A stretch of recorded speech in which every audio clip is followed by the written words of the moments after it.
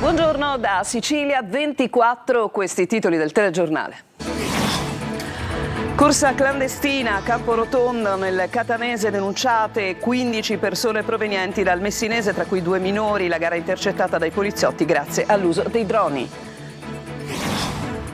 Catania, sgominata una piazza di spaccio a San Berillo Vecchio, 8 le ordinanze, 6 in carcere.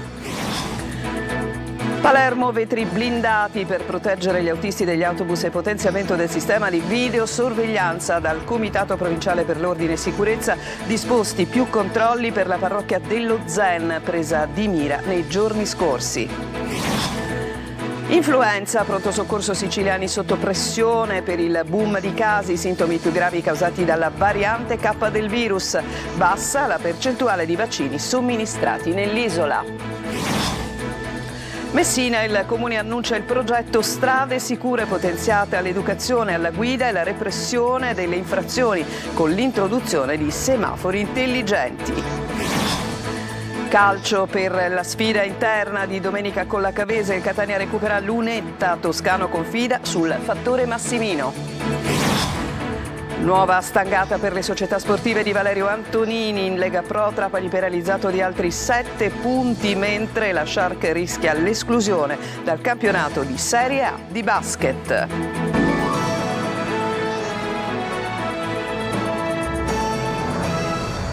Ben trovati, andiamo subito nel catanese a Camporotondo, scoperta una corsa clandestina, la scoperta è avvenuta grazie all'utilizzo da parte della polizia dei droni, sono 15 le persone denunciate per aver organizzato questa gara, della quale vediamo le immagini nel servizio di Simona Mazzone. Avevano organizzato una corsa clandestina di cavalli a Camporotondo Etneo, la vedete in queste immagini diffuse dalla polizia, che ha denunciato anche per maltrattamento di animali 15 persone, tutte della provincia di Messina. La gara alle prime luci dell'alba, tra 2 fantini al comando di calessi trainati da cavalli, circondati da numerosi motorini ed auto che a folle corsa seguono i concorrenti. La zona è isolata, i poliziotti riescono comunque a intercettare la corsa utilizzando i droni. I fantini circondati da numerosi scooter che suonano il clacson all'impazzata per sollecitare i cavalli. Tutta la carreggiata bloccata in un percorso di circa 2 chilometri, gran parte in salita. 2 grossi furgoni per il trasporto dei cavalli li seguono, sottoponendo a forte stress gli animali, anche a causa delle frustate subite. Arrivati gli agenti hanno bloccato la corsa, fermato i cavalli e identificato i fantini. Alcuni dei partecipanti alla corsa sono stati presi poco dopo. Uno di loro ha provato a far perdere le proprie tracce. Una volta fermato è stato trovato con quasi 5.000 euro in contanti e un pizzino con i nomi degli scommettitori. Tra i fermati anche 2 minorenni che avevano incitato i cavalli durante la corsa a bordo di uno scooter di grossa cilindrata. I cavalli sequestrati e affidati a una ditta specializzata sono risultati 2 purosangue inglesi muniti di microchip. I 2 calessi e tutte le bardature inoltre avevano segni riconducibili a 2 scuderie del messinese. E andiamo alle notizie che troviamo nelle agenzie. Incendio doloso questa mattina poco prima delle 2 in via De Benedictis nel centro storico di Ortigia. In fiamme le travi in legno posizionate a protezione di un garage in fase di ristrutturazione e la tenda del locale adiacente, il caseificio Borderi. Si tratta della via dove si tiene il mercato cittadino. Secondo una prima ricostruzione dalle immagini delle telecamere del sistema di sorveglianza si vede qualcuno gettare benzina e poi dare fuoco. Di questo naturalmente vi riferiremo nel corso dei nostri prossimi telegiornali. Adesso a Catania, con l'operazione Safe Zone, è stata sgominata una piazza di spaccio a San Berillo Vecchio. Sono 8 le ordinanze di custodia cautelare, 6 in carcere. Simona Mazzone. Il modus operandi è quasi sempre lo stesso. Il cliente viene accompagnato in punti ben precisi del quartiere, la droga nascosta nelle fessure dei muri, dentro ai bidoni dei rifiuti, persino nei tombini, poi la contrattazione e la cessione. Siamo a San Berillo e qui un gruppo di uomini di origine africana gestisce una piazza di spaccio con ogni tipo di stupefacente, dalla cocaina al crack, dalla marijuana all'hashish. I fornitori tutti catanesi che assicurano a loro volta i rifornitori fornimenti di droga agli spacciatori direttamente sul posto, in modo da consentire una costante operatività senza interruzione. Da oltre un anno la polizia di Catania era sulle tracce del gruppo, preso grazie a un sistema di videoregistrazione che ha ripreso passo dopo passo quello che avveniva in una zona ben precisa di San Berillo Vecchio. Le indagini, coordinate dalla Procura di Catania e condotte dalla squadra mobile dal Commissariato Centrale di Catania col gruppo Cinofili, hanno portato a 8 ordinanze per altrettanti indagati, 6 in carcere e 2 con obbligo di dimora. Si tratta della seconda fase dell'operazione Safe Zone, in cui complessivamente sono state emesse ordinanze per 46 indagati e sono stati sequestrati diversi chili di cocaina, crack, marijuana e hashish. E adesso a Palermo, ieri si è tenuto il Comitato per l'Ordine e la Sicurezza Pubblica, sono stati disposti più controlli in parrocchia, parliamo della parrocchia dello Zen che era stata presa di mira, vetri blindati per proteggere gli autisti dei bus, ma sentiamo Marco Gullà. Maggiori controlli attorno alla chiesa di San Filippo Neri allo Zen, più sicurezza con sistemi di videosorveglianza nel territorio e maggiori tutele con i vetri blindati anche per gli autisti dell'AMAT. Sono questi i provvedimenti presi dal Comitato Provinciale per l'Ordine e la Sicurezza Pubblica presieduto dal prefetto Massimo Mariani. L'obiettivo dichiarato è evitare nuove escalation di violenza e presidiare con maggiore continuità un quartiere che chiede presenza dello Stato. Sul fronte della sicurezza, accanto alle pattuglie, si guarda anche alla tecnologia. È stata condivisa la necessità di potenziare la videosorveglianza soprattutto nelle aree più esposte a vandalismi e azioni criminali, telecamere come deterrente ma anche come strumento concreto di indagine. E poi grande attenzione è stata dedicata al fenomeno delle occupazioni di immobili ampiamente diffuso nel quartiere e in mano a Cosa Nostra. Anche 15.000 euro per il benestare da parte della criminalità del quartiere e aggiudicarsi quindi abusivamente un immobile tra i padiglioni. Comune, prefettura e forze dell'ordine hanno stabilito una sinergia per iniziare un lavoro di bonifica anche per questo fenomeno e così nei prossimi giorni partiranno iniziative mirate con il coinvolgimento diretto dell'Istituto Autonomo Casse Popolari per avere un quadro più chiaro della situazione abitativa e individuare soluzioni capaci di contrastare l'illegalità.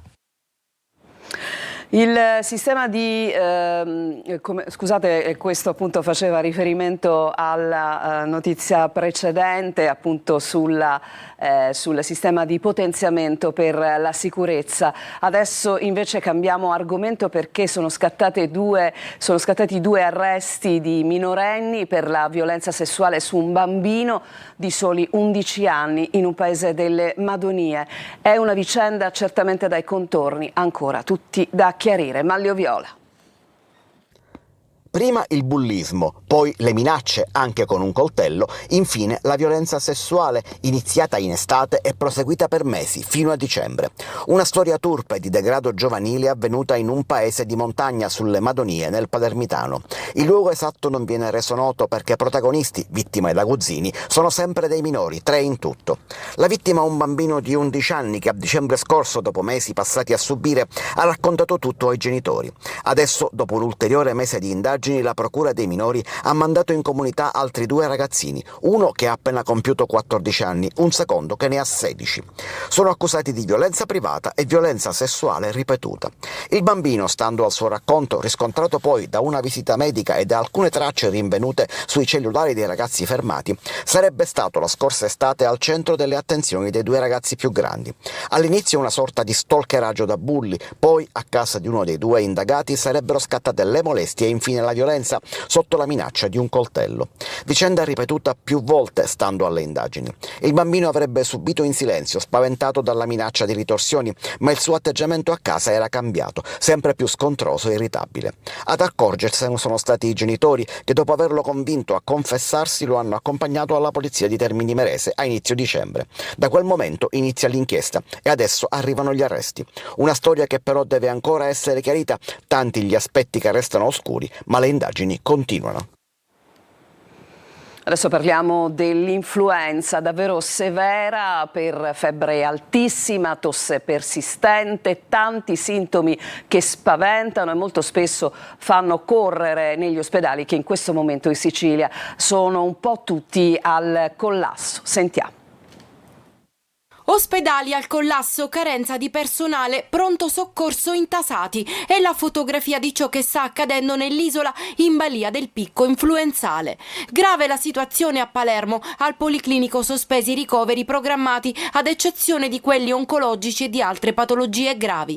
A Catania affollati pronto soccorso di Garibaldi, Cannizzaro e Policlinico, dove si registra in media un 30% di pazienti in più. Può dare delle complicanze anche importanti come la polmonite virale, ma può dare anche delle sovrainfezioni batteriche, quindi la polmonite batterica che in genere insorge a distanza di 7-8 giorni dall'inizio dell'influenza. Oppure ancora purtroppo possono verificarsi delle complicanze di tipo tromboembolico. In Sicilia è stato somministrato il 52,24% dei vaccini antinfluenzali, con oltre 655.000 dosi su circa 1.200.000 acquistate dalla regione. Chi sta male si rivolge al medico curante o più spesso si reca nei pronto soccorso, da qui l'affollamento che genera la crisi dei posti letto. C'è una carenza oggettiva di risorse umane, medici in particolare, c'è un'esigenza di attivare queste case delle comunità. Sono 146, 22 sono state attivate, abbiamo tempo fino al 30 giugno. Alla provincia di Palermo va il primato di vaccini acquistati, seguono Catania e Messina, mentre quella con la maggiore percentuale di dosi somministrate è Siracusa. Gli esperti consigliano la vaccinazione, soprattutto se si hanno contatti con soggetti fragili. È ripresa la scuola in Sicilia dopo le vacanze appunto natalizie e le classi si sono presentate quasi tutte al completo, ma la possibilità di un contagio e dunque di un problema legato proprio all'influenza è dietro l'angolo. Tonino De Mana. Rientro a scuola e festività appena terminate. Il mix è servito per aumentare i contagi quando il picco influenzale è ancora lontano. Mentre gli ospedali sono sotto pressione, il ritorno tra i banchi non ha fatto registrare particolari problemi che probabilmente potrebbero esserci nei prossimi giorni, come ha spiegato nel corso di Buongiorno Sicilia il dottor Antonio Di Mauro, responsabile pronto soccorso del Cannizzaro di Catania. Ci avremo questi giovanissimi con sintomi lievi che però sono degli ottimi portatori e quindi loro porteranno, lo diffonderanno agli insegnanti, agli operatori scolastici e quindi loro alle loro famiglie. Ci attendiamo nei prossimi 5-6 giorni che ci sia un'ulteriore ondata di picco. All'Istituto Comprensivo Pizzigoni Carducci di Catania, lezioni regolari e classi quasi al completo, anche se da queste parti il virus influenzale ha colpito duro prima delle vacanze. Prima di Natale c'è stato un picco di bambini assenti, tant'è che nelle classi a volte c'erano solo 2-3 bambini. Poco prima delle 11 è il momento della ricreazione, con un accorgimento. Si lavano le mani perché è importante per tutti, soprattutto per i bimbi e specialmente in questo periodo che siamo un po' con il raffreddore e l'influenza che ci sono in giro. La scuola Pizzigoni Carducci ha aderito alla campagna di vaccinazione anti-influenzale.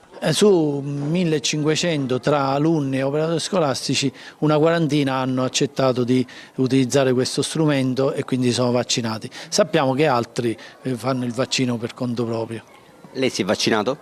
Io personalmente sì, anche perché avevo paura della puntura, però è davvero semplice. Per i bambini invece si usa uno spray. Ci fermiamo, c'è una pausa, torniamo tra poco.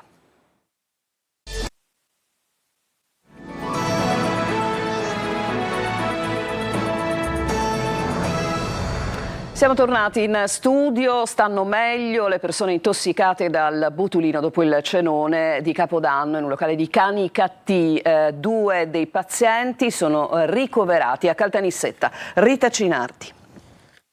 Sono ancora ricoverati nel reparto di neurologia dell'ospedale Sant'Elia di Caltanissetta 2 dei 10 pazienti intossicati da botulino dopo il cenone di Capodanno a Canicattì. Si tratta di 2 cinquantenni ancora in prognosi riservata, le cui condizioni restano gravi ma stabili. Al loro arrivo in ospedale i 2 pazienti presentavano chiari sintomi neurologici della tossinfezione, visione doppia, difficoltà a parlare e respirare, preceduti da disturbi gastrointestinali. Fondamentale è stata la tempestività dei soccorsi. Abbiamo visto che in realtà c'erano altri 8 casi nel pronto soccorso di Agrigento e di Canicattì. Questo immediatamente ha innestato l'ipotesi che questa potesse essere una tossinfezione alimentare da tossina botulinica e quindi abbiamo attivato il protocollo che in questi casi si fa Grazie alla segnalazione tempestiva al Centro Antiveleni di Pavia, all'Istituto Superiore di Sanità, è stato inviato d'urgenza da Catania il siero con anticorpi antitossina botulinica somministrato a uno dei 2 pazienti che non aveva risposto alle terapie tradizionali. I pazienti stanno meglio, stanno recuperando la situazione neurologica che era gravissima all'inizio, adesso è in netto miglioramento.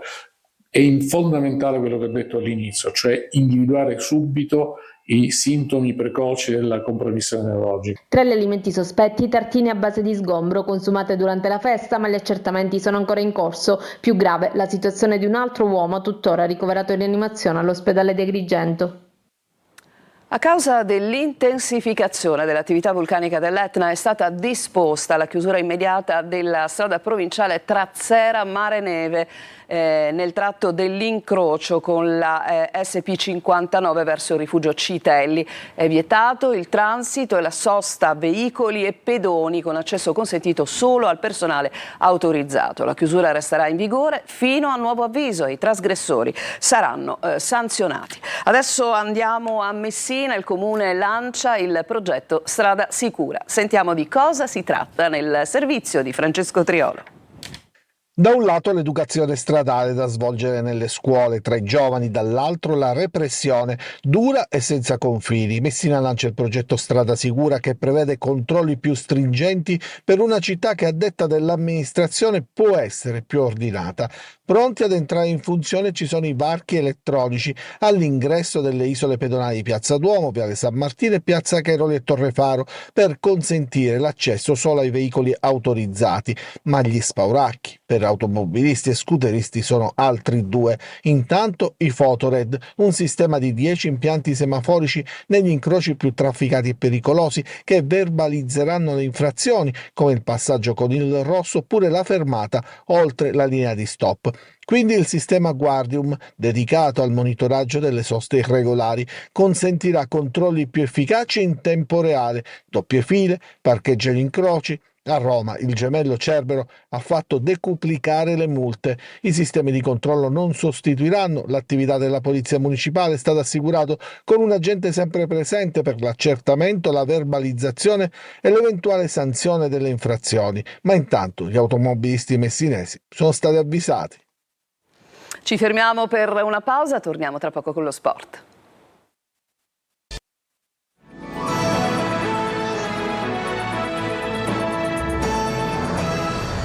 Siamo al calcio con il Catania che pensa alla gara contro la Cavese di domenica. La buona notizia è che è stato recuperato e sarà recuperato Lunetta. Sentiamo.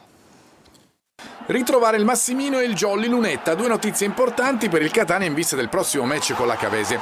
Lo stadio di casa, lo sappiamo, è più di un fattore. I rossazzurri al Massimino finora sono andati come un treno, lo dicono i risultati, lo dicono le cifre, così come il gioco espresso in tutti gli appuntamenti al Massimino. Ma anche la costante cornice di pubblico che ha tutti gli effetti da Serie A per presenza e sostegno. L'obiettivo è confermare tutto quanto di buono si è visto nel girone d'andata. Stesso discorso vale per Lunetta, un fattore per l'unicità di quello che può dare, non solo in termini di gol. Toscano l'ha detto chiaramente dopo Foggia, riempire l'area è più facile quando in campo c'è il prezioso Jolly che garantisce in questo senso un maggior sostegno per il lavoro dell'unica punta.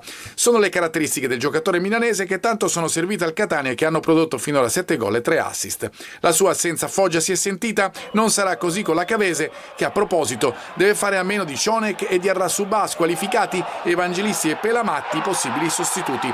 Così come il Catania deve trovare l'alternativa per Celli, anche lui appiedato dal giudice sportivo. Allegretto, se riuscirà ad esserci dal primo, o l'arretramento di Quaini sono le opzioni possibili al momento. Intanto sul mercato si lavora ancora per Giabua, grazie a buoni rapporti con l'Atalanta, e per il difensore Miceli, dopo l'ottimismo registrato negli ultimi giorni per il rinnovo di Jimenez. Un altro che il Catania vuole sia un fattore, come dimostrato con l'Atalanta nell'ultima allo stadio Massimino. Casa è autentico fortino rossazzurro. Dalle stelle alle stalle per le società sportive di Valerio Antonini. Ieri è arrivata la nuova penalizzazione per il Trapani Calcio, 7 punti, mentre la Corte federale dichiara inammissibile la richiesta di ricusazione del collegio giudicante presentata dallo stesso Antonini che riguarda il basket e il servizio di Laura Spanò. Dal sogno alla disfatta arriva un'altra mazzata per le società sportive del patron Valerio Antonini. Il Tribunale federale ha sanzionato il Trapani FC, che milita nel campionato di calcio di Serie C, con un'ammenda di 6.500 euro, infliggendo 7 punti di penalizzazione in classifica da scontare nella corrente stagione sportiva per violazione di natura amministrativa. Il club era stato già deferito lo scorso 6 novembre dopo la segnalazione della Commissione indipendente per la verifica dell'equilibrio economico e finanziario delle società sportive. Con questi ulteriori punti di penalizzazione il club Granata passa da 26 a 19 punti in piena zona retrocessione. Inoltre lo stesso tribunale ha disposto 4 mesi di inibizione e 1.500 euro di ammenda a Valerio Antonini, altrettanti a Vito Giacalone, 16 mesi a Andrea Oddo e 12 mesi a Salvatore Castiglione. Non va neppure bene per il basket. La Corte federale ha dichiarato inammissibile la richiesta di ricusazione del collegio giudicante che ieri sera era stata avanzata dal club Granata poco prima dell'udienza davanti al Tribunale federale per le presunte irregolarità commesse in sede di iscrizione al campionato. La conseguenza è il rinvio dell'udienza e la necessità di nominare un nuovo collegio giudicante, ma intanto per il club Granata resta il dubbio se potrà scendere in campo sabato sera contro Trento. Con una squadra ridimensionata, visto il numero di giocatori ormai andati via, quella di sabato sera potrebbe rivelarsi un'altra partita farsa come quella vista in Champions. Non c'è altro, il telegiornale finisce qui, vi lascio adesso alla rassegna stampa con Luca Ciliberti e vi ricordo che Sicilia 24 tornerà alle 14. Buona giornata a tutti voi.